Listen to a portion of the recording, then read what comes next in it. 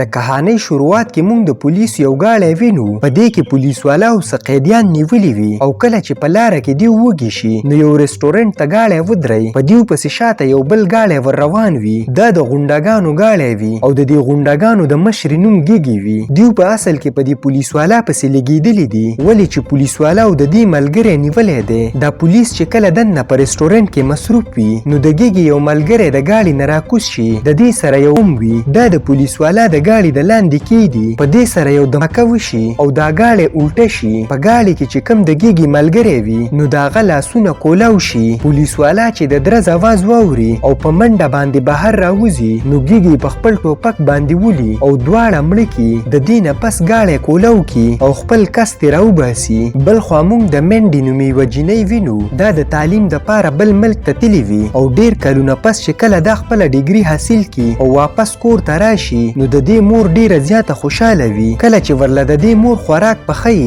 نو په دغه ټیم کې دا پریچ کولاو کی په دې کې څه داسې ویني چې ډیره زیاته غبراو شي. دا دغه ډبې راواخلي او په ټیبل باندې کیدي، په دې کې د یو انسان لاس وي. نو دا د خپلې مور نه د دې په باره کې تپوس وکي نو د دې مور ورته بغیر د غبراهټه وي چې ته کله بل ملک ته تللی وي نو موږ انساني غوښه ټیسټ کړې وه، د هغه ټیم نه موږ اوس انساني غوښه خورو. او د دې پلار د کم نوم چې ټوني دی دا هم یو ادم خور دی. په دې باندې منډې ډیره غبراو شي او په خفګان کې د دې ځینه وځي، خو دغه وخت کې یو ګاډی د دې طرف ته را روان وي. په دې ګاډي کې اصل کې هغه غونډګان موجود دي. دیو پسې پولیس والا لګېدلي دي، دا چې څنګه دغه ګراج ته ورسي نو ګیګي راکوزه شي او منډې ووایي. ګیګي د ټولې فیملي ته وایي چې اوس تاسو زموږ په قبضه کې وئ او دا ټول ونیسي. ګیګي او د دې ملګري دیو په خپل کور کې بندیوان کی، خو دیو ته څه پته نه وي چې کم خلک دیو ګیر کړه. په دې باندې د دیو نه ډیره غټه غلطي وشوه، ولې چې دا څه عام انسانان نه دي. دیو همیشه د انسانانو تازه غوښه خوري.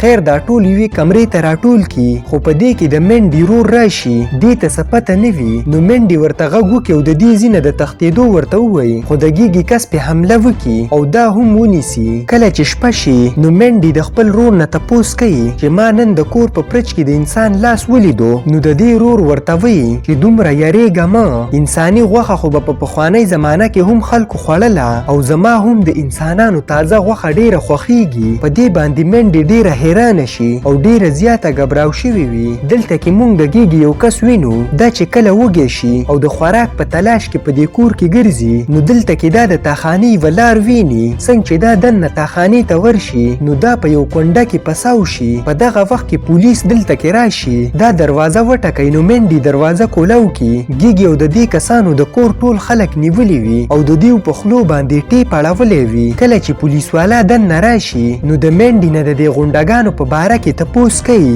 ولې چې دا پولیس والا په دې غونډګانو پسې راغلی وي. خو منډې ورته د دې په باره کې څه ونه وایي. منډې ته پته وي خو چېرته ما ورته څه وویل نو دا غونډګان به زما فیملي ختمه کي. څنګه چې پولیس والا د تاخانې ګیټ کولاو کی نو دا دلته کې وینه ویني. د دې نه مخکې چې دې ته څه پته ولګي ګیګي د شانه راشي او په دې باندې ټوپک کیدي، دا چې پې څنګ ډز وکي نو دې ته پته ولګي چې په ټوپک کې ګولۍ نشته. پولیس والا راپاسي او ګیګي ونیسي او د دې په سترګو کې څه څیز غوځار کي. په دې باندې ګیګي ته څه ښکاري نه، خو دې وخت کې منډې د دودو بوتل راواخلي او د ګیګي سترګې پې ولي، ورته وایي چې په دې باندې به ستا د سترګو سوی ختم شي. او دې ټیم کې د ګیګي یو کس په پولیس والا باندې ډز وکي او وی ولي. منډې د ګیګي مدد د خپلې پیدې دپاره وکړو، ولې کو چېرته پولیس والا دلته کې راله او دیو ونیولی شو نو دلته به انویسټیګیشن کیږي. بیا به پولیسو ته زموږ د فیملي په باره کې پته ولګي چې دیو د انسانانو غوښه خوري. او د دې په مدد سره ګیګي د دې نه ډیره خوشحاله شي او د دې سره دوستي وکړي.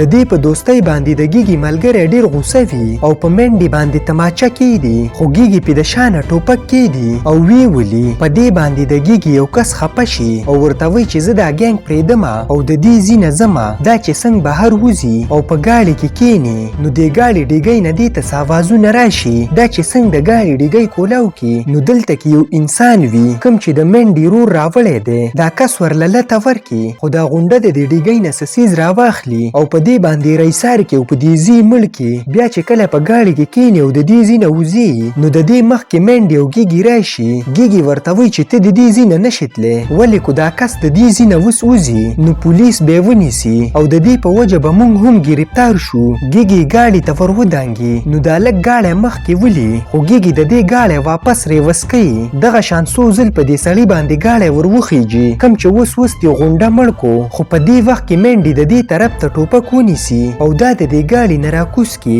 نو ګیګي د گاړي ډیګۍ ته وخیږي او دلته کې بند کی. بیا ګیګي مینډي ته وایي چې زه تاسو ژوندي پرېښوستی نشم او مینډي له یو څوک ورکړي او کور ته دننه ورشي. خو چې څنګه دننه ورشي نو دا ټوله فیملي پې حمله وکړي او دوی ورته ډیر خوشحاله شي ولې چې دوی ته خو تازه غوښه میلاو شوه. دوی وې بېهوشه کي او د دې ملګری چې کوم د گاړي په ډیګۍ کې دی هغه هم بېهوشه کي او دننه راوړي. ټوني دا ګیګي راکاږي او تاخانې ته یې کوزه کي. دلته کې ځوړنده کې خو لا وجني نه ولې چې د دوی سره لا نور انسانان ډیر دي. دلته کې د ګیګي یو بل ملګری هم په سیخ کې پساو دی. مینډي چې لاندې تاخانې ته کوزه شي نو د مینډي پلار ګیګي الټه ځوړنده کړې وي. د دې نه پس هغه بل کس راوړي کوم چې دیو د گاړي په ډیګۍ کې وجلی دی او د مینډي پلار دا کټ کی او د دې د غوښې نه سالن پوخ کی. کله چې دا ټول روټۍ ته کینی نو مینډي دې سالن ته زړه نه کیږي او ډیر په عجیبه انداز سره خپل پلار ته ګوري. خو په دغه وخت کې څوک ور وټکي څنګه چې مینډي ورپاسي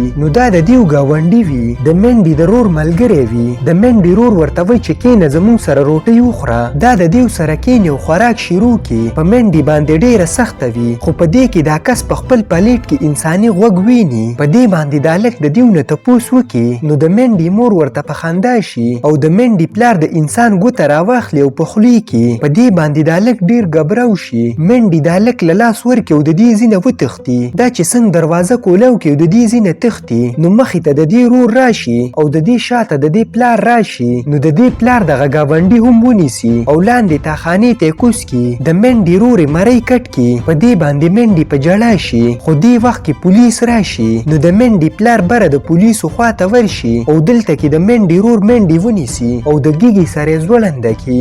خو دلته کې دا یو سوچ وکي چې دې له دا ګیګي ازادول پکار دي. دا شاته او مخې ته ځي په دې سره ګیګي ته ورسي او په څه ناڅه طریقه باندې ګیګي ازاده کي. د ګیګي رور چې شاته وګوري نو دواړه جینکۍ ازادي شوي وي نو دا ډیر غوسه شي او مینډي ته وایي چې تا له دلته راتګ نه و پکار. د دې نه پس چې کله بره لاړ شي چې خپل پلار ته دا خبره وکي نو د دې پلار له ډیره غوسه ورشي ورته وایي چې تا ژوندي ولې پرېښو او د دې په خېټه کې شاړه خښه کي د دې نه زړه راوباسي او اومې وخوري. په دې باندې د مینډي مور چیغې شروع کي ولې چې دې خو خپل زوی کټ کو ډیر په مزه سره د دې زړه وخوري. مینډي او ګیګي چې دلته کې راشي نو دیو ډیر زیات حیرانه شي. ګیګي دومره خطرناک ګینګ والا جینۍ وي خو تر اوسه پورې داسې نه دي لیدلي چې یو پلار د خپل زوی زړه وخوري. د مینډي پلار چې د دې طرف ته وګوري نو دې ته وایي چې ما خو د خپل زوی زړه وخوړو اوس به د خپلې لور وینه څکمه. دا په خپله لور حمله وکړي او وینیسي خو دې وخت کې د دې ښځه شاته راشي او په خپل خاوند باندې حمله وکړي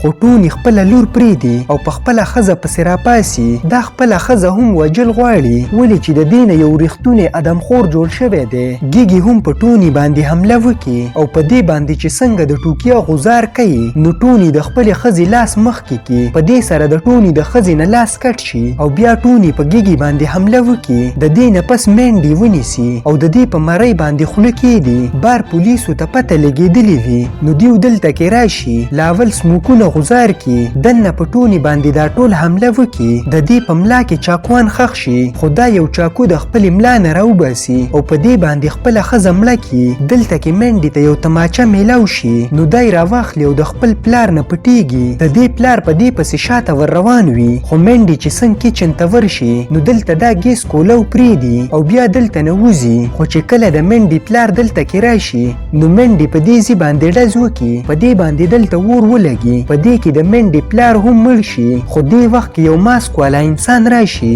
دا مینډي ونیسي او د کړکۍ نه ودانګي. دا ماسک والا انسان بل څوک نه وي بلکې دا ګیګي وي. دوی دواړه د دې کور نه ژوندي بچ شي. په دې ځای باندې زموږ کهاني ختمیږي. که ویډیو مو خوښه شوې نو لایک یې کړئ او چینل ضرور سبسکرایب کړئ.